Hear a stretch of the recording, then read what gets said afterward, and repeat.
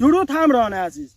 یکی از دلایلی که خیلی وقتا از علف‌کش‌های گندم نتیجه نمیگیریم انتخاب اشتباه علف‌کشه.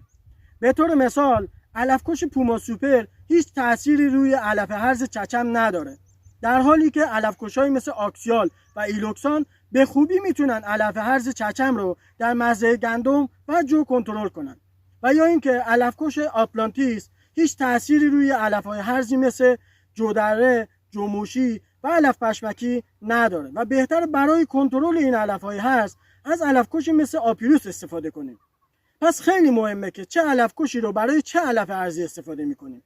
ما در ادامه ویدیو بهتون خواهیم گفت که چه سمی رو برای چه علف هرزی بزنید. با ما همراه باشید.